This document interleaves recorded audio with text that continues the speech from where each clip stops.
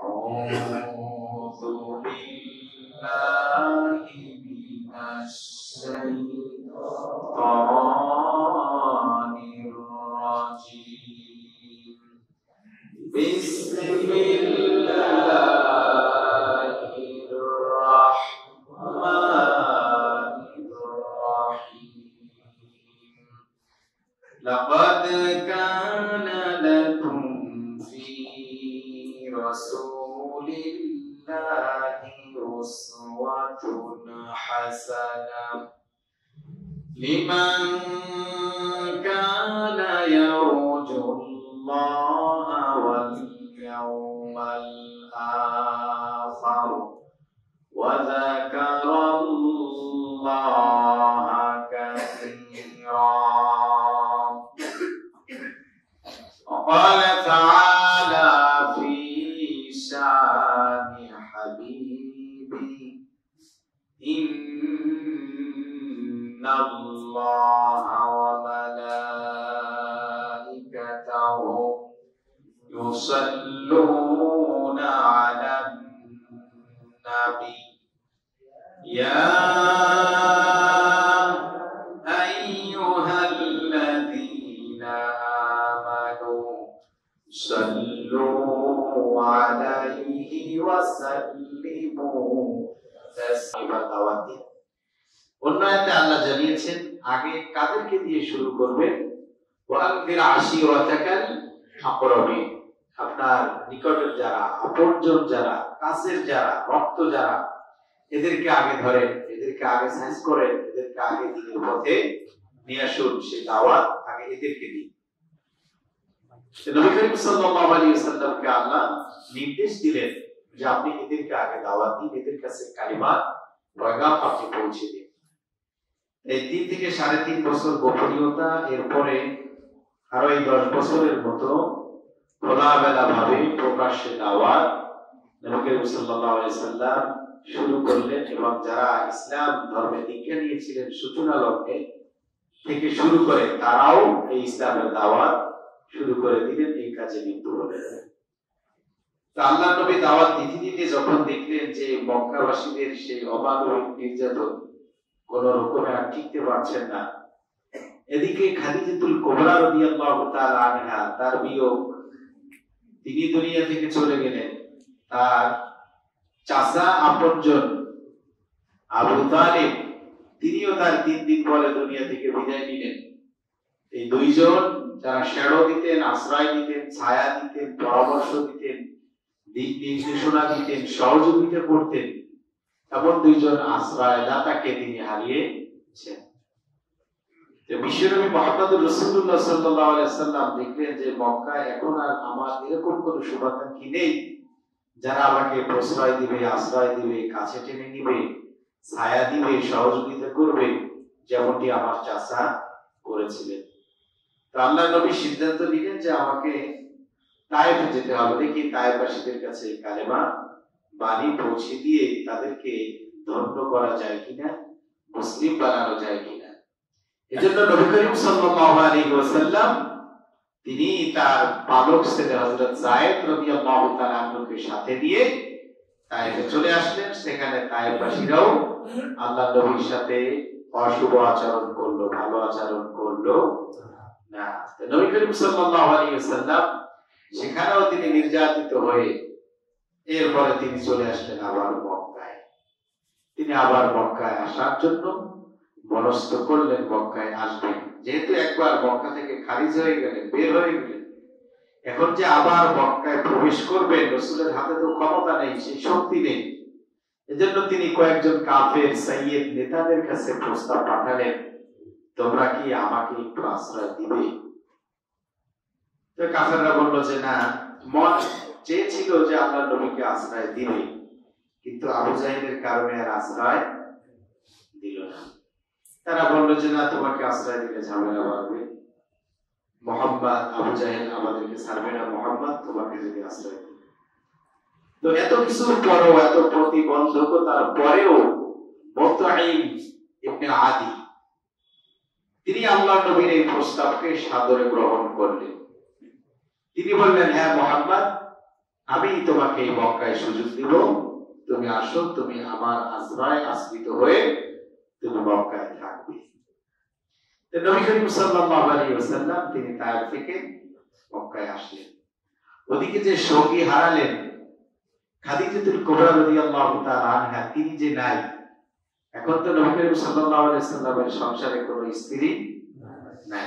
ওদিকে যায়নাব বিনতে আসওয়াদ রাদিয়াল্লাহু তাআলা, সাউদা রাদিয়াল্লাহু তাআলা আনহা, হযরত ওসমান ইবনে মাসউদ রাদিয়াল্লাহু তাআলা আনহুর স্ত্রী, তিনি নবী করিম সাল্লাল্লাহু আলাইহি ওয়াসাল্লামের কাছে এসে প্রস্তাব রাখলেন, ইয়া রাসূলুল্লাহ, খাদিজা তো ঘরে নাই, আপনার সংসারে এখন একজন আপনার খেদমতের জন্য একজন জীবন সঙ্গিনী প্রয়োজন। আমি আপনার জন্য চয়েস করে রেখেছি একাধিক পাত্রী। আপনি যদি আমাকে অনুমতি দেন, আমি আপনার কাছে উপস্থাপন করব, তাদের বৃত্তান্ত আপনার সামনে তুলে ধরব। বিশ্বনবী মুহাম্মদুর রাসূলুল্লাহ সাল্লাল্লাহু আলাইহি ওয়াসাল্লাম বললেন যে কি বাকারা সাইয়্যিবা, বিবাহিতা না অবিবাহিতা? তিনি বললেন, ইয়া রাসূলুল্লাহ, দুটোটা আছে, বিবাহিতাও আছে আবার অবিবাহিতা কুমারীও আছে, আপনি যেটা চান। তো রাসূল বললেন, বলো কে কে? তখন হযরত ওসমান রাদিয়াল্লাহু তাআলা আনহুর স্ত্রী ওসমান বিন মাযউন, রাসূলুল্লাহ জামাই ওসমান নাকি, তিনি বললেন যে ইয়া রাসূলুল্লাহ, একজন হলো হযরত সাউদা রাদিয়াল্লাহু তাআলা আনহা, আরেকজন যিনি কুমারী তিনি হলেন আবু বকরের কন্যা হযরত আয়েশা রাদিয়াল্লাহু তাআলা আনহা। তখন মা আয়েশার বয়স খুবই কম। এই কথা যখন বললেন নবী করিম সাল্লাল্লাহু আলাইহি ওয়াসাল্লাম, তিনি ভাবলেন যে কাকে বিবাহ করা যায়। সাউদার ব্যাপারে আল্লাহ রাসূল সাল্লাল্লাহু আলাইহি ওয়াসাল্লাম রাজি হলেন। তিনি সায় দিলেন, সম্মতি জ্ঞাপন করলেন যে হ্যাঁ, তুমি সাউদার ব্যাপারে আলোচনা করো। তখন এই ওসমান বিন মাযউন, অর্থাৎ এই সাউদার বান্ধবী, যিনি মানে এই ঘটকালি করছেন সহজ বাংলায় আমরা যেটা বুঝি, তিনি এসে এবার সাউদা রাদিয়াল্লাহু তাআলা আনহার বাবাকে বললেন যে বিশ্বনবী মুহাম্মদুর রাসূলুল্লাহ সাল্লাল্লাহু আলাইহি ওয়াসাল্লাম, তাকে আমি বলেছি, তিনি সম্মতি জ্ঞাপন করেছেন, তিনি রাজি আছেন আপনার মেয়েকে বিবাহ করতে। এখন আপনি তো বাবা, আপনার মতামত কি? তো ভাইরা আমার, যখন এই প্রস্তাব আল্লাহর নবীকে দিলেন, বিশ্বনবী মুহাম্মদুর রাসূলুল্লাহ সাল্লাল্লাহু আলাইহি ওয়াসাল্লামের কথা যখন বাবাকে জানালেন, বাবা সন্তুষ্ট হলেন, খুশি হয়ে বললেন, এই কুফু ভালো, এর বংশ ভালো।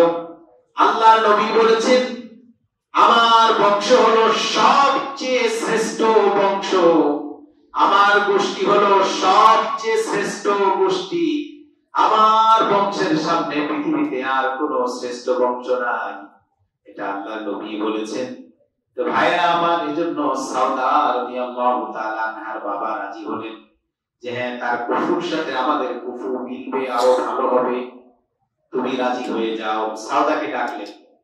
সাউদা রাদিয়াল্লাহু তাআলা আনহা, তিনি কয়েকটি বর্ণনা এসেছে, ঐতিহাসিকরা একাধিক মত পোষণ করেছেন, বর্ণনা দিয়েছেন। তার মধ্যে একটি হলো এরকম, বিশ্বনবী সরাসরি সাউদা রাদিয়াল্লাহু তাআলা আনহাকে প্রস্তাব করেছিলেন।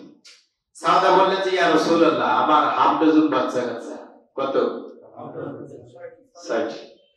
৬ জন ছেলে মেয়ে, আর আমি অনেকটা স্থূলকায়, আমি অনেক ফেটি মোটা, মানে তিনি এমন দেহ বিশিষ্ট ছিলেন, তাকে একবার যদি কেউ দেখতো তার স্মরণ রাখতে পারতো, যে এরকম আনকমন দেহের অধিকারী ছিলেন তিনি। সেই সাউদা রাদিয়াল্লাহু তাআলা আনহা, তিনি তখন নবী করিম সাল্লাল্লাহু আলাইহি ওয়াসাল্লামের প্রস্তাবকে সম্মানের সহিত তিনি এটাকে ডিনাই করলেন যে ইয়া রাসূলুল্লাহ, আপনার যে স্ট্যাটাস, আপনার যে মর্যাদা, সেটা আমি রক্ষা করতে পারবো না, কারণ আমার পিছুটান আছে, কারণ আমার এই যে ৬টা সন্তান, ওদের দেখভাল করতে গিয়ে, ওদের দেখাশোনা করতে গিয়ে আসলে বিশ্বনবী আপনার যে খেদমতটা যথাযথভাবে করা দরকার, সেটা ব্যাহত হবে, আমি সেটা করতে পারবো না। আল্লাহ নবী বললেন, ও এই সমস্যা, বলে এই সমস্যা তোমার থাকবে না, এটা আল্লাহ মিটিয়ে দিবে। তো ভাইরা আমার, বিশ্বনবী মুহাম্মদুর রাসূলুল্লাহ সাল্লাল্লাহু আলাইহি ওয়াসাল্লাম ৬ সন্তানের জননীকে বিবাহ করলেন। এই সাউদার আগেও বিবাহ ছিল, মা খাদিজাতুল কুবরা রাদিয়াল্লাহু তাআলা আনহা তার দুই জায়গায় বিবাহ ছিল। আল্লাহর নবী ছিলেন তৃতীয় স্বামী, ৩ নম্বর স্বামী। আল্লাহ রাসূলের সাথে খাদিজার সাথে বয়সের ডিফারেন্স ছিল কত? 15 বছর। সেরকম একজন বৃদ্ধাকে নিয়ে নবী করিম সাল্লাল্লাহু আলাইহি ওয়াসাল্লাম সংসার করলেন। এরপরে আরো একজন যে আনলেন, তারও কয় ছেলের মা? সে কয়জন সন্তানের মা? ৬ জন সন্তানের মা। সেই বোনাস সহ আমরা যেটা বলি, সেই ৬ সন্তানের মাকে আল্লাহর নবী বিবাহ করলেন। আজকে কুলাঙ্গার অথার্ব যারা, আমার তো মনে হয় যারা নবীকে নিয়ে সমালোচনা করে ওদের একটারও বাবার পরিচয় নেই। থাকলে আল্লাহর নবী সম্পর্কে এরকম কুরুচিপূর্ণ, এরকম বাজে মন্তব্য তারা করতে পারত না। নবী করিম সাল্লাল্লাহু আলাইহি ওয়াসাল্লামকে আর মা আয়েশাকে নিয়ে বাজে মন্তব্য করে, তুমি আগে দেখলা না যে রাসূলের যে আগে 2 জন স্ত্রী ছিলেন তাদের বয়স কত ছিল? ভাইরা আমার, বিশ্বনবী মুহাম্মদুর রাসূলুল্লাহ সাল্লাল্লাহু আলাইহি ওয়াসাল্লাম সাওদাকে বললেন, এটা নিয়ে তুমি কোনো চিন্তা করো না, এই ব্যবস্থা আল্লাহ করে দিবে। আর তুমি যদি আমার সাথে বিবাহে রাজি হও, আমি এই ব্যাপারটা স্যাক্রিফাইস করব, এটা নিয়ে আমি মাইন্ড করব না। তোমার ছেলে সন্তান তোমার কাছে গমন করবে, তোমার কাছে আসবে, আমি আল্লাহর নবী এই ব্যাপারে কখনো বাধা হয়ে দাঁড়াবো না। আল্লাহর নবীর আরো একজন স্ত্রী, সেই স্ত্রীর নামটা আমার মনে নেই, তারও এরকম কুসম্পা উম্মে সালামা রাদিয়াল্লাহু তাআলা আনহা, তারও এরকম ঘরে সন্তান। সেই সন্তান থাকার পরে সে সময় অসময়ে রাসূলুল্লাহর ঘরে ঢুকে যেতে হয়েছিল। আর আল্লাহ নবী সাল্লাল্লাহু আলাইহি ওয়াসাল্লাম স্বামী স্ত্রী যেই আচরণটা, যে ব্যবহারটা হয়, সেই জিনিসটা ব্যাহত হতো। তখন আরেকজন পাশ থেকে এটা বুঝতে পেরে এসে ওই নবীর স্ত্রীর কাছ থেকে, সম্ভবত উম্মে সালামা, তার কাছ থেকে ওই সন্তানকে দূরে সরিয়ে দিতেন। এরপরে আল্লাহ রাসূল এবং নবী আমাদের মা তাদেরকে একটা সুযোগ করে দিতেন। এটা গ্রাম গায়ে কোনো মুরব্বী যারা মা, খালা, চাচি, দাদি, ওনারা এগুলো ভালো করে বুঝেন। আর নারীদের এই জ্ঞানগুলো থাকা দরকার, খুবই দরকার। নবী করিম সাল্লাল্লাহু আলাইহি ওয়াসাল্লামকে এই সুযোগটুকু করে দিতেন। এরপরও কিন্তু আল্লাহর নবী কখনো কোনো অবজেকশন জানান নাই। তো এই ছিলেন আমাদের নবী। আজকে সেই নবীকে নিয়ে আর আয়েশাকে নিয়ে কি বলবো? আয়েশাকে নিয়ে যে রাসূল বিবাহ করবেন, আলোচনাও সামনে আসবে, এখন যেহেতু আসছে এই জন্য বলে যাচ্ছি। আয়েশাকে নিয়ে বিশ্বনবী মুহাম্মদুর রাসূলুল্লাহ সাল্লাল্লাহু আলাইহি ওয়াসাল্লাম যে সংসার বেঁধেছিলেন, তাকে যে বিবাহ করেছিলেন, এটা আল্লাহর ফয়সালা ছিল সরাসরি। কার? আল্লাহর নবীকে স্বপ্ন দেখানো হলো, রেশমি কাপড়ের মধ্যে সুন্দর করে প্যাকেট করে ফেরেশতা জিবরাইল এসে ওই ঘুমের মধ্যে দেখানো হলো স্বপ্নে, এই যে দেখেন, এই সূরত দেখানো যে আপনার জীবন সঙ্গিনী হবে। তার মানে আল্লাহ চেয়েছেন যে আয়েশার সাথে রাসূলুল্লাহর বিবাহ হোক। তো ভাইরা আমার, সাওদা রাদিয়াল্লাহু তাআলা আনহাকে আল্লাহর নবী সাল্লাল্লাহু আলাইহি ওয়াসাল্লাম বিবাহ করলেন। 3টি বছর সাওদা রাদিয়াল্লাহু তাআলা আনহাকে নিয়ে জীবন কাটালেন। এরপরে আয়েশা রাদিয়াল্লাহু তাআলা আনহার বিবাহ হলো। তখন আয়েশার বয়স হলো 6 বছর। আর যখন 9 বছর হলো, তখন আল্লাহ নবীর সাথে বাসর রাতে দিলেন। কয় বছর বয়সে? 9 বছর বয়সে সাওদা রাদিয়াল্লাহু তাআলা আনহাকে বিবাহ করলেন। সাওদা রাদিয়াল্লাহু তাআলা আনহা তিনি মাত্র 5টি হাদিস বর্ণনা করেছিলেন। কয়টি? 5টি হাদিস। মা আয়েশার সাথে আর সাওদা, অর্থাৎ 2 সতীরই এত সুসম্পর্ক, এত মহব্বত, এত মিল ছিল। অনেকে আবার এই নিয়ত করেন না যে আমার যদি এরকম হইতো ভালো হইতো, অবস্থা কিন্তু খারাপ। এত সুসম্পর্ক ছিল 2 সতীর মধ্যে। মা আয়েশা তিনি বলেছিলেন যে আল্লাহ যদি এরকম ব্যবস্থা করতেন যে দেহটা হবে আমার আর রূহ অন্য কারো বডির মধ্যে দেওয়া যেত, তবে আমি এ ব্যাপারে সাওদা ছাড়া অন্য কাউকে পছন্দ করতাম না। চিন্তা করতে পারেন, একজন সতীর ব্যাপারে আরেকজন সতীর এই কথা বলতে গেলে ওই সতীর কতটা স্যাক্রিফাইস করতে হয়। তো ভাইরা আমার, সাওদা রাদিয়াল্লাহু তাআলা আনহা তিনি খুব মোটা হবার কারণে, লম্বা দেহ বিশিষ্ট হবার কারণে তাকে সবাই চিনত হযরত ওমর রাদিয়াল্লাহু তাআলা আনহু। তিনি একদিন দেখলেন যে সাউদা রাদিয়াল্লাহু তাআলা আনহা প্রকৃতির ডাকে সাড়া দিতে গিয়েছেন। আগে এরকম আমাদের মতো স্যানিটেশন ব্যবস্থা ছিল না। এই আগেও ২-৪ বছর আগেও যশোরের ওইদিকে বর্ডারের লাইনে ট্রেন লাইনে গিয়ে দেখবেন যে মাথা নিচে দিয়া আর নিচ উন্মুক্ত করে শুরু করে দিচ্ছে। দেখছেন আপনারা অনেকে। এখন তাদের মধ্যে সভ্যতা, ভদ্রতা, আধুনিকতা সবকিছু ঢুকেছে। সবার বাড়ি এখন স্যানিটেশনের ব্যবস্থা আছে। এটা কিন্তু আগেও ছিল না। ইন্ডিয়াতে এখনো, ইন্ডিয়াতে বড় বড় চাড়াম মারে, বড় কথা কয়, ওদের দেশে খয়রাতির অভাব, আর আমাদেরকে বলে আমরা নাকি ভিখারি। তাদের দেশে এখনো পর্যন্ত মানুষ না খেয়ে মরে, এখনো পর্যন্ত মানুষ জায়গা বেজায়গায় টয়লেট করে ফেলে, তাদের পায়খানা নাই, আর আমাদেরকে তারা ভদ্রতা শেখায়। তো ওইরকম অবস্থা ছিল ওই সময়। আর মহিলারা সবাই রাতে এই প্রকৃতির ডাকে সাড়া দিতেন। সাউদা রাদিয়াল্লাহু তাআলা আনহা তিনি যখন এই ডাকে সাড়া দিতে গেলেন, তখন হযরত ওমর রাদিয়াল্লাহু তাআলা আনহু তিনি ওই দেহ থেকে বুঝতে পারলেন, ও এই তো সাউদা মনে হয় প্রকৃতির ডাকে সাড়া দিতে যাচ্ছে। কিন্তু ওমর আল্লাহর রাসূলকে কয়েকবার বলেছিলেন, ইয়া রাসূলুল্লাহ, আপনি একটু আল্লাহর কাছে আকুতি মিনতি করুন। এই যে আপনার ঘরের মধ্যে যেন তেন লোক এসে প্রবেশ করে, আমি এটা সহ্য করতে পারি না। হযরত ওমরের কথার প্রেক্ষাপটে, হযরত ওমরের দাবি আল্লাহ কবুল করেছেন। এই প্রেক্ষাপটে প্রায় 25টার বেশি আয়াত আল্লাহ নাযিল করেছেন। সুবহানাল্লাহ। কয়টা? ভাইরা আমার, মাকামে ইব্রাহিম, ইব্রাহিম আলাইহিস সালামের সেই কদম মোবারক দুই পা যেখানে যেই পাথরের উপরে রেখে বাইতুল্লাহ সংস্কার করেছিলেন, সেটা এখনো রয়েছে মাকাফে। আমরা দেখি ওই জায়গায় 2 রাকাত নামাজ আদায় করতে হয়। বন্ধুগণ, ওই মাকামে ইব্রাহিমকে নিয়ে একটা ঝামেলা দেখা দিল, কি করবেন? ওমর রাদিয়াল্লাহু তাআলা আনহু তিনি চেয়েছিলেন আল্লাহ যদি এই জায়গাটা নামাজের মুসাল্লা হিসাবে আল্লাহ নির্দেশ দিতেন কতই না ভালো হতো। এই চিন্তা ভাবনা করে হযরত ওমর দূরে বেশি দূর যেতে পারেননি। এমন অবস্থায় আমার আল্লাহ আয়াত নাযিল করলেন নবীর উপর, ওয়াত্তাখিযু মিন মাকামি ইব্রাহিম মুসাল্লা। সুবহানাল্লাহ। ওমরের মনের কথা আল্লাহ কিভাবে কবুল করেছেন দেখুন, কিভাবে শুনেছেন আল্লাহ। ওমরের মনের একটা ইচ্ছা ছিল, এটা যদি আল্লাহ এরকম করতেন, আল্লাহ আয়াত নাযিল করে জানিয়ে দিলেন, তোমরা এই মাকামে ইব্রাহিমকে নামাজের মুসাল্লা হিসেবে তোমরা গ্রহণ করো। আল্লাহ সুবহানাহু ওয়া তাআলা এই নির্দেশনামা জারি করেছেন। ভাইরা আমার, এরকম অসংখ্য আয়াত, এগুলো ধাপে ধাপে আলোচনায় আসবে ইনশাআল্লাহ।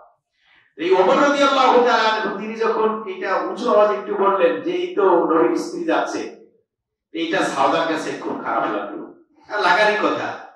রাসূলকে ওমর এসে বললেন, ইয়া রাসূলুল্লাহ, আপনি একটু আল্লাহর কাছে আকুতি মিনতি জানান, আল্লাহ যেন একটা পর্দার আয়াত নাযিল করে। ফাসআলুহুন্না মিন ওয়ারাই হিজাব যালিকুম আতহারু লিকুলুবিকুম ওয়া কুলুবিহিন্না ওয়া মা কানা লাকুম আন তুযু রাসূলুল্লাহ ওয়া লা তানকিহু আজওয়াজা। এই যে হিজাবের আয়াত, এই পর্দার আয়াত, এই নাযিলের অনেকগুলো প্রেক্ষাপট আছে, অনেকগুলো শানে নুজুল আছে।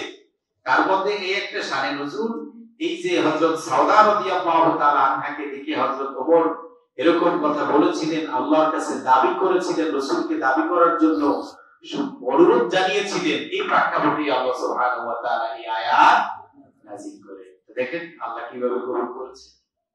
তো ভাইরা আমার, সাউদা রাদিয়াল্লাহু তাআলা আনহা, তার হাত ছিল তুলনামূলকভাবে অনেক লম্বা।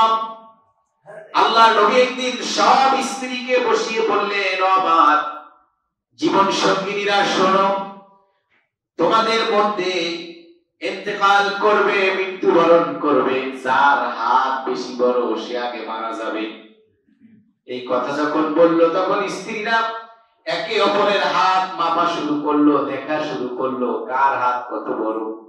কিন্তু মেপে দেখা গেল এই সাউদা রাদিয়াল্লাহু তাআলা আনহা, তার হাতটা বেশি লম্বা, বেশি বড়। তখন তারা ধারণা করলো যে আল্লাহর নবীর উপস্থিতিতে মা খাদিজা তো বিদায় নিয়েছেন, এরপরের সিরিয়াল হলো এই সাউদা রাদিয়াল্লাহু তাআলা আনহা। এরপরে মনে হয় সাউদা তিনি বিদায় নেবেন, কিন্তু না, ঘটনাক্রমে দেখা গেল যে জয়নাব বিনতে খুযাইমা রাদিয়াল্লাহু তাআলা আনহা, তার মৃত্যু হলো। এরপরে তারা চিন্তা ভাবনা করলো, বলাবলি শুরু করলো যে তার হাত তো লম্বা না, হাত তো লম্বা কার? সাউদা রাদিয়াল্লাহু তাআলা আনহা। এর মৃত্যু হলো। তখন তারা গবেষণা করে বের করে দেখলো এই জয়নাব বিনতে খুজাইমা রাদিয়াল্লাহু তাআলা আনহা তার ডানের হাতটা সবচেয়ে বড় ছিল। সুবহানাল্লাহ। কিসের হাত? মানে একেবারে চোখ বুজে রাসূল বলেছেন তোমরা দান করবে আগো না, গুনবে না, পকেটে আছে এরপরে দিয়ে দিবেন। আর যদি গুনে গুনে দেন আল্লাহ আপনাকে হিসাব করে দিবেন। আপনি 1 টাকা দিয়েছেন, আল্লাহ আপনাকে বড় জোর 10 টাকা দিবেন। আর যদি বের করেই দিয়ে দেন যেখানে আর গোনাগুনি নাই, দিয়েছেন আপনি হয়তো 1 টাকাই বা 10 টাকাই, আল্লাহ সুবহানাহু ওয়া তাআলা আপনাকে 10 লাখ দিয়ে দিতে পারেন। কারণ আপনি আল্লাহকে ভালোবেসেছেন একেবারে অন্ধভাবে। কিভাবে? অন্ধভাবে। কোন ভিখারি, ভিক্ষুক, কোন সাহেব, কোন অভাবী যদি এসে আপনার কাছে হাত পাতে আর বলে আল্লাহর রাস্তে, কি বলে? আল্লাহর রাস্তে, আল্লাহর নামে যদি দোহাই দিয়ে হাত পাতে, রাসূল বলেছেন তোমরা ওই ভিক্ষুককে তোমরা ফিরিয়ে দিবে না, তাকে কিছু না কিছু হলেও দিবে, কারণ সে আল্লাহর নাম জপ করেছে। আল্লাহর একটা মর্যাদা আছে না? ও তো আর সুবিধার জন্য আল্লাহকে ব্যবহার করছে, মূলত ওগুলোর জন্য। দেখবেন আপনি আসসালামু আলাইকুম, ওই সালাম কি আপনার দোয়ার জন্য? ভিক্ষুক যারা সালাম দেয় ওই সালামটা কি আপনার দোয়ার জন্য? ও সালাম দিচ্ছে তার মনোযোগটা, আপনার মনোযোগটা যেন তার দিকে যায়, আপনি যেন তাকে দেখেন। সালাম মানে কিছু দাও, সালাম মানে কি কিছু দাও। ঢাকা মণিপুরে ওইখানে তালতলা মসজিদের আমি ইমাম ছিলাম, খুব বড় মসজিদ। তো ওই জায়গায় অন্ধ চোখে দেখে না। তো যেদিন অঙ্ক পরীক্ষা, যেদিন ইংরেজি পরীক্ষা, যেদিন হায়ার ম্যাথ, যেদিন বিজ্ঞান, কেমিস্ট্রি পরীক্ষাগুলো, ওই দিন ওই সাবজেক্টের নাম ধরে ধরে বলতো আল্লাহ চোখে তো দেখি না, শুনেছি আজকে হায়ার ম্যাথের পরীক্ষা সরজনে প্লাস হয়। এখন যারা গার্ডিয়ান, ছাত্রছাত্রী সমানে ওরে টাকা দেওয়া শুরু করে। দেখো অন্ধ লোকও দেখে না আমরা দুনিয়ার ধান্দা বুঝি, আল্লাহকে পেতে হয় কেমন এই ধান্দা বুঝি না। আপনারা অনেকে দেখেছেন ফার্ম গেট, ওইখানে একটা বুইরা আছে, কি বৃষ্টি, কি রৌদ্র, কি ঝড়, আর কি আমফান, কি সাইক্লোন, আর কি করোনা, ও আর কোনো কিছুতে ধরে না। ও ওই জায়গায় দেখবেন সে রৌদ্রে যে ব্রিজের উপরে শুয়ে আছে, আর তেজকুনিপাড়া ভিতরে 5 তলা বিশাল এক বাড়ি ওর বেশি, অথচ এই ভিক্ষা কিন্তু সে ছাড়তে পারেনি। এগুলো আমার জানা, এই জন্য বলছি, এগুলো অবাস্তব কিছু না, এটা একটা পেশা হয়ে গেছে এখন। তো কিভাবে দুনিয়ায় আমরা কিভাবে সম্পদ অর্জন করব, কিভাবে অ্যাসেট হবে এটা বুঝলাম, পরকালের অ্যাসেট, পরকালের পাথেও কিভাবে আমাদের সংগ্রহ করতে হবে এটা কিন্তু আমরা বুঝি। তো ভাইরা আমার, সাউদা রাদিয়াল্লাহু তাআলা আনহা নবী করিম সাল্লাল্লাহু আলাইহি ওয়াসাল্লামের সাথে 3টি বছর একসাথে বসবাস করছিলেন। এরপরে আয়েশা রাদিয়াল্লাহু তাআলা আনহাকে বিবাহ করলেন।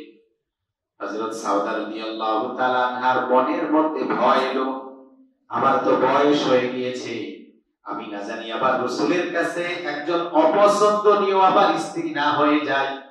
এজন্য তিনি আল্লাহর নবীকে বললেন, ওগো নবী, আমার কাছে যে পালাক্রমে 3 দিন আপনি আসতেন, অন্যান্য স্ত্রীদের কাছে যেমন 3 দিন রোটেশনে আমার কাছেও আপনি 3 দিন আসতেন। আল্লাহর নবী, আমার আর এখন স্বামীদের প্রতি তেমন আকর্ষণ নাই, আর একজন স্বামী যেটা চায় আমিও এখন সেটা দিতে অক্ষম।